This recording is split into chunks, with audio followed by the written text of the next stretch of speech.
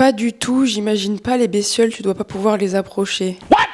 Un effort, Damien, t'avais juste à cliquer sur mon compte. Du coup, on va en profiter pour aller voir comment faire les premières approches dans les parcs, en extérieur, en liberté, quand on n'a pas de bâtiment et pas de contention. Allez, c'est parti. Je vais commencer par rentrer tranquillement et à faire le tour. Les vaches vont m'observer, elles vont me sentir arriver. Surtout, je ne veux absolument pas les agresser. Et puis, évidemment, je viens avec ma brosse. Donc, je commence par les vaches qui ont l'habitude. En général, même, elles viennent toutes seules. Je commence par les vaches qui ont l'habitude. En plus, je leur profite pour leur demander des choses. Toujours, on progresse un petit peu plus dans l'éducation. Et puis, petit à petit, les autres vaches ou les jeunes viennent s'approcher tranquillement. J'en profite pour faire un petit peu de stimulation également, puisque je vais déposer ma brosse sur le sol. Elles vont aussi lécher mon trépied. Alors, mes vaches sont super contentes parce qu'à chaque fois que je viens, je ramène les caméras, les trépieds, les micros. Donc, elles sont très très contentes de découvrir de nouvelles choses. Et puis, progressivement, je vais en laisser quelques-unes m'explorer un petit peu plus et je vais commencer à tranquillement introduire le contact.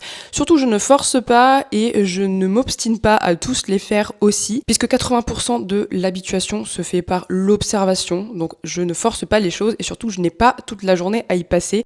J'en profite pour me poser un petit peu dans le champ parce que c'est vraiment mon moment ressource. Je continue un petit peu des exercices d'éducation, d'habituation, des choses qui vont un petit peu préparer le medical training. Là, j'ai pas pris de matériel spécifique avec moi, style une seringue, une corde, mais je peux complètement le faire et vous pouvez complètement le faire. C'est vraiment pas plus compliqué que ça et ça prend pas plus de temps. D'ailleurs, c'est quelque chose que mes élèves éleveurs ont appris à implémenter au quotidien en fonction de leurs besoins, de leur temps, de leur disponibilité mentale et de comment ils se sentent avec leurs bovins. Donc si jamais ça t'intéresse de mettre ça en place sur ta ferme, laisse-moi un petit commentaire. Bisous!